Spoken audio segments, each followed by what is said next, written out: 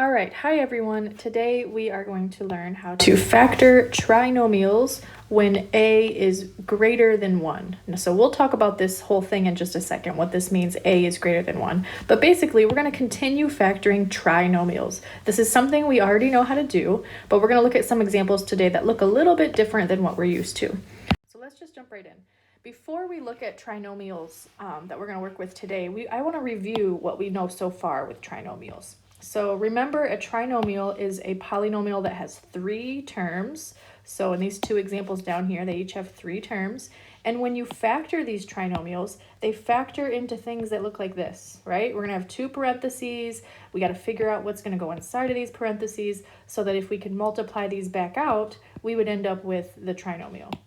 So we're going to go ahead and factor these. We should already know how to do these.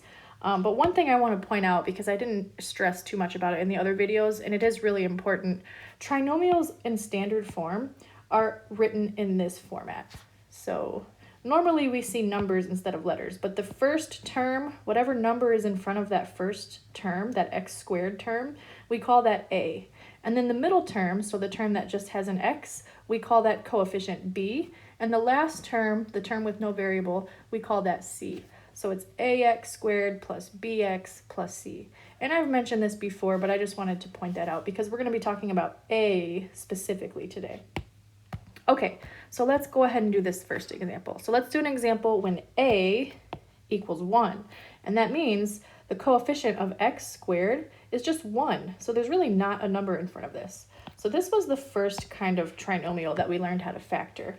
And to factor trinomials in this format, you start with c, which is the last term here, so negative 28, and then we figure out what multiplies to equal 28.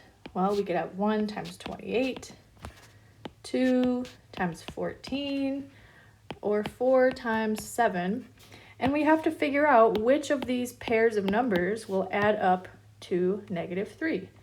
And the correct pair of numbers would be 4 and 7, as long as you make the 7 negative and you keep the 4 positive. So those would multiply to equal negative 28, and those would add up to equal negative 3. So then we would write out our 2 factors, like x plus 4 and x minus 7. And that would be it. That would be completely factored. We also looked at examples in the previous videos where a was greater than 1, which means we have a number in front of this x squared, so it's not just a 1 anymore, now it's something that's bigger than 1. So we looked at examples when a was greater than 1, however, this coefficient was a greatest common factor that we could take out. So this 2 goes into 10 and 2 goes into 12. So what we did was we took it out on the outside, and then we wrote down what we had left. So if I divide all of these by 2, I would have x squared plus 5x plus 6 left over. And then we're left with a normal trinomial again, where the coefficient right here is 1, and we can just factor this like normal. So let's go ahead and do that. Let's start with factors of 6. So that would be 1 times 6 or 2 times 3. This one's a little tricky only because both of these would get us to 5 somehow, right? If you add these up, you would get 5. If you subtract these, you would get 5. But remember, I need it to equal positive 6 when I multiply. So I can't make one of these negative. If I make one of these negative, then it's not going to equal positive 6 when I multiply. So the correct factors would be 2 and 3, and keep them both positive. So then we would write this out as x plus 2, x plus 3, and then we would still have this 2 on the outside, right? So that would be completely factored. So what we're going to take a look at today, what happens when a is greater than 1, but there is no greatest common factor? So we're going to look at trinomials in this format. So for example, 4x squared plus 13x plus 3. There's no greatest common factor here, right? We can't take the 4 out like we normally would do. So we have to factor these a little bit differently, and that's what we're going to talk about today. So we're going to look at trinomials where this first number is bigger than 1, and we can't take it out. So that's what we're going to learn. So let's go ahead and do some examples. Now there are a couple different ways to do this. I'm actually going to show you both methods. There's a method that I prefer, and that's how I'm going to do it most of the time, but I'm going to show you this method too. So one way to do this is called just guess and check. So the difference between this and what we learned before is that this has a coefficient. right? So if you're looking at your parentheses, it's not just going to be x and x anymore, because x times x is x squared, and I need it to equal 4x squared. So somehow I have to make these two numbers, or these two terms here, I have to make them multiply to 4x squared instead of just x squared. So in order to figure out what those numbers would be, we can just try all the possible combinations. Now remember, I need those first two terms to multiply to 4x squared. I also need to end up with a 3, and I need to end up with a 13x in the middle.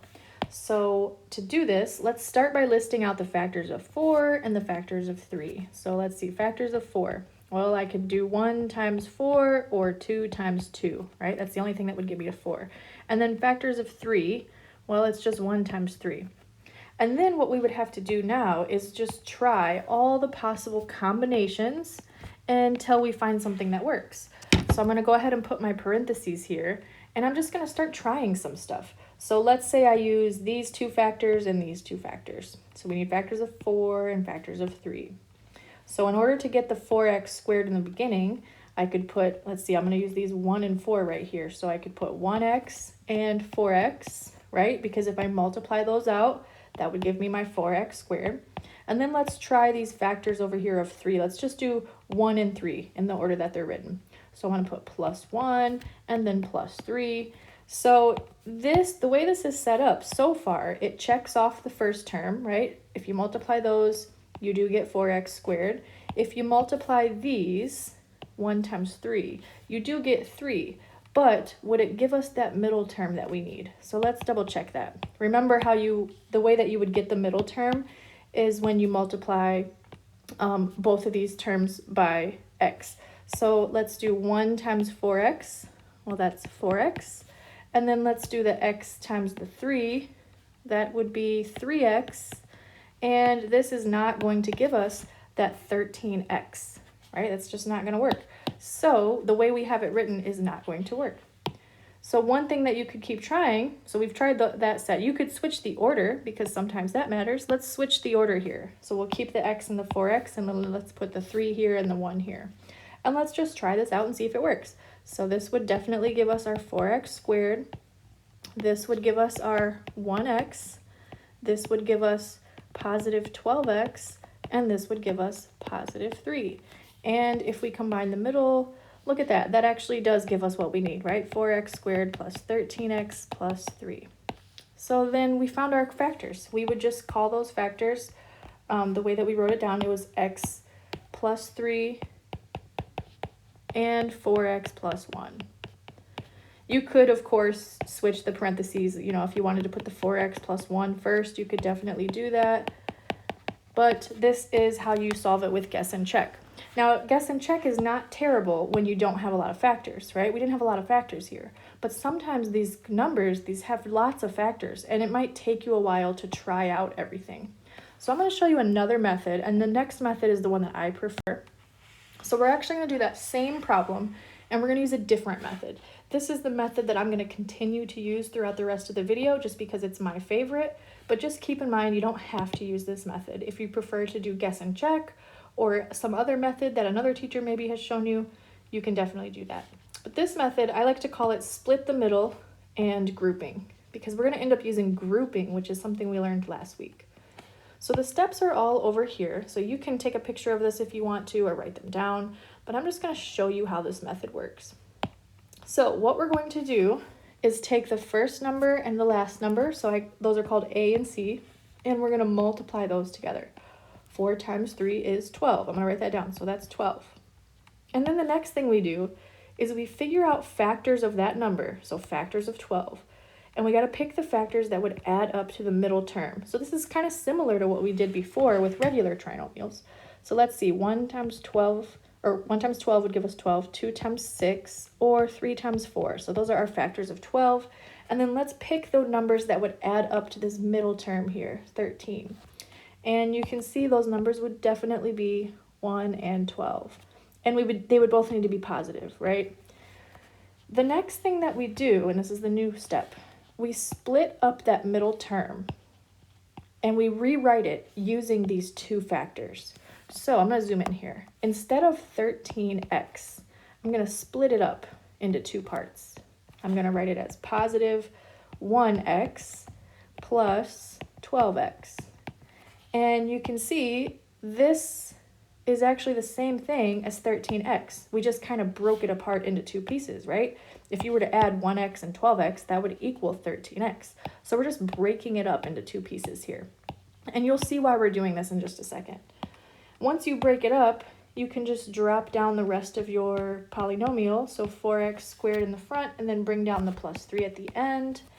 And what you're left with is a polynomial that has 4 terms now. So we kind of just took this trinomial and we made it bigger. We made it into a polynomial that has 4 pieces. And the reason why we're doing that is because when you have a polynomial with 4 pieces, you can use the method that we learned last week called grouping, which is really simple to do, right? We learned this last week. So now that we have this polynomial with 4 terms, we can factor this by grouping, which is something we should already know how to do. So remember, with grouping, you just group the first 2 terms together and the last 2 terms together. And then you try to factor this by taking out a GCF from each side. So in the first side here, the GCF here, well, they don't have any numbers in common, but it looks like they each have an x. So we can take an x out, and we would be left with 4x plus 1. And then the GCF on the other side, so let's see, what goes into both of those numbers? Well, it looks like 3 goes into both of those numbers. And we're going to take up, it's a positive 3 because this leading coefficient is positive here. So I'm going to actually write plus 3. You'll see why, when we did grouping, that's how we did it. We put the plus sign in front of it if it was positive. So we're taking out the plus 3. And then if I divide both of those by 3, I'm left with 4x plus 1. And then remember, with grouping, this is what's supposed to happen, right? You're supposed to have one factor where these parentheses match up. So that's one of our factors, 4x plus 1. And then the other factor is this leftover part right here, x plus 3. 4x plus 1, x plus 3. And if you remember from the previous example when I showed you the other method, that was the same exact answer that we got before. Those were the same factors. So this is just another way to do it.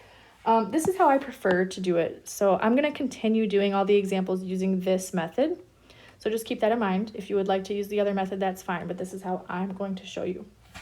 Okay, so that's how you do it. You just multiply these the first and the last terms together, and then you pick the factors that work, and you split up the middle, and then you factor by grouping. So we're going to do some more examples. All right, so same thing here. The first step always is to multiply the first number times the last number. So 2 times 3 is 6. And then we're going to list out all the factors of 6. 1 times 6 or 2 times 3. All right, now we have to pick the factors that would give us a positive 5 in the middle. So, and it's a little tricky, remember, we need a positive 5. We also need it to equal positive 6. So we can't use these. I know some people would try to use those because if you make the one negative, then that adds up to 5. But that does not multiply to positive 6. So we can't use those. But these would definitely work, right? Plus 2 plus 3, that would equal positive 5. So let's go ahead and use those 2 factors. So then we split up the middle. And instead of 5x, we're going to write it as positive 2x and positive 3x. So again, we got these numbers from using these factors right here. And now we're going to bring down the rest of it. 2x squared, bring down the 3. And now we're just going to factor by grouping. So I'm going to zoom in here so we can factor by grouping. So we're going to group the first 2 terms together and the last 2 terms together. And then we're just going to find the greatest common factor. So let's see, greatest common factor of the first set. Well, it looks like they both have 2x in common. So let's take out the 2x. And then what would I be left with? If I divide this by 2x, the 2's would cancel. I would have 1x left over. If I divide this by 2x, well, that just equals 1, right? 2x divided by 2x, that's just going to equal 1. So I'm going to put plus 1 right here. All right, let's take a look at the second set. So if I look at these, looks like the greatest common factor would be 3. 3 goes into both of those. So let's take out the 3, and we're going to call that plus 3, right? Because it's a positive 3. And then what would I have left? If I divide this by 3, I would just have the x. And then 3 divided by 3 is 1, so x plus 1, which means we did it correctly because these parentheses match up. So then we're just going to go ahead and write our factors. One of them would be x plus 1, and then the other one would be this leftover part right here, 2x plus 3. And there we go. That one is factored. Now you could always double check, and that's always a good idea if you're doubting, your work. If you want to double check, just multiply this out. Just distribute it like we used to do. If you multiply everything out, it should equal this trinomial up here. All right, let's do this next example. Okay, so same thing. We're going to multiply 5 times 6. 5 times 6 is 30. And then let's list out all the factors of 30. So 1 times 30, 2 times 15, 3 times 10, 5 times 6. And what are we trying to get to? We're trying to get to a negative 17m. So let's see, negative 17. Do you see one that would get us there? Well, this 2 and the 15, that equals 17 when you add them. So if I want it to equal negative 17, I could make both of them negative. And that would work, right? Because if they're both negative, then they will multiply to a positive 30 and they will add to a negative 17. So we're going to split this up into these two factors right here. So negative 2m and negative 15m. And then we'll just bring down the rest. So plus 6 and 5m squared. And now we can factor by grouping. So let's go ahead and do that. We're going to group the first two terms and the last two terms and find the greatest common factor. All right, so in the first set, there's nothing that goes into 5 and 2. However, we can take out one of the m's. So that would be our greatest common factor. And then we would be left with 5m, because there would be one m left over here. And then over here, we would just be left with the minus 2. So minus 2. All right, let's see if we can take out something on this side. So what number goes into 15 and 6? That would be 3. Now remember, if the leading number, if the first term is negative, you have to take out the negative. So we're going to be taking out negative 3, which means we're going to be dividing each of these by negative 3. So let's see what we would have left. Well, negative 15 divided by negative 3 is positive 5. So we would have 5m. And then over here, 6 divided by negative 3 is negative 2. So we're going to write minus 2. And we did it correctly because these parentheses match up. So we'll just go ahead and write our factors. 5m minus 2. And then the other one would be this leftover part, m minus 3. And there we go. That one's done. All right, last two examples here.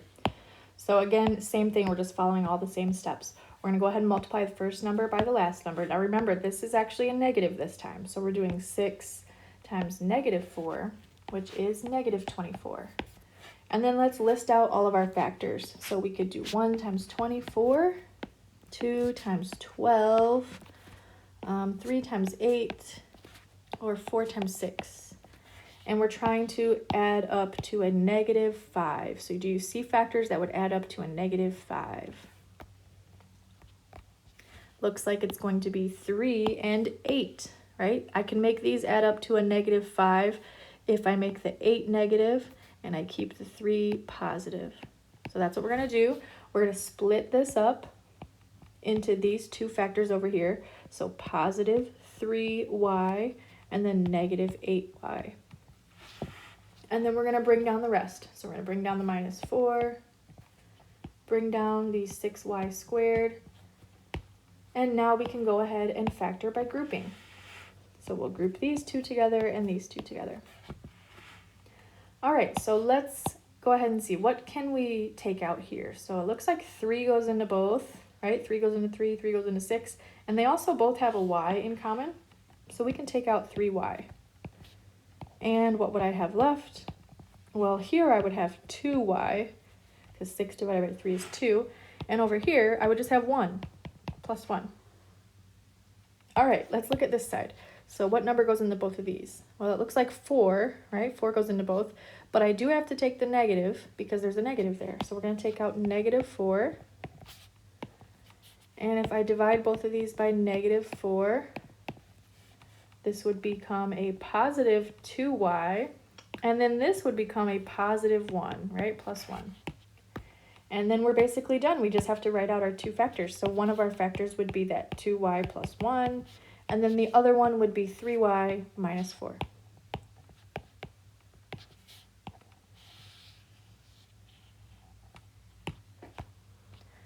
All right, last example here. So let's go ahead and multiply 12 times negative 5. So remember, that's a negative. 12 times negative 5 is negative 60. And then let's see what our factors are. So there's lots of factors of 60.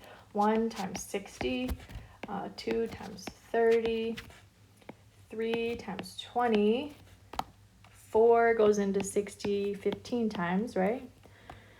And we can actually stop there because wouldn't these two get us to positive 11, right? If we make the 4 negative and the 15 positive, that would give us positive 11.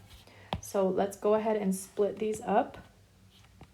So we're going to write it as negative 4c and positive 15c. One thing I do want to mention, I don't think I mentioned this yet, it doesn't matter how you write these. So you could write it like I do, where you put the negative 4 and then the positive 15, or you could switch it up, right? Depending on how you're doing these, everybody's going to do them a little bit differently. So let's say instead you just wanted to switch the order. You wanted to do positive 15c and then the negative 4c right here. It doesn't matter. We're going to end up with the same answer anyway, as long as you make sure the negative is on the correct number, right? The negative has to be on the 4, no matter what. Okay, I'm actually going to leave it like this. So now let's bring down these two. And then let's factor by grouping. So let's go ahead and group these together and these together. Okay, so let's see, what goes into both of those? Well, 3 goes into 12 and 3 goes into 15, and they also have a c that we could take out. So we're going to take out 3c, and then let's see what we have left over. If I divide the first term by 3c, I'm going to be left with 4c. And then if I divide the second term by 3c, well, the c's would just cancel. So I'm just going to be left with a positive 5. Now this next one's a little tricky because it doesn't look like there's a GCF, right? There's nothing that goes in here, there's nothing that goes in here, but there is a negative. And remember, anytime there's a negative in the front, you have to take out the negative. So if I can't take anything else out, I do need to take the negative, which means my greatest common factor would actually be negative 1. I'm just going to take out a negative 1. So we're going to end up dividing both of these by negative 1, which would leave us with a positive 4c in the first term, and then the 5 would also become positive, so positive 5. And you can see now everything matches up in those parentheses, so we're good to go. So we're just going to write out our factors. One of them would be 4c plus 5, and the other one would be 3c minus 1. Okay, so that is how you factor trinomials when a is greater than 1. See ya.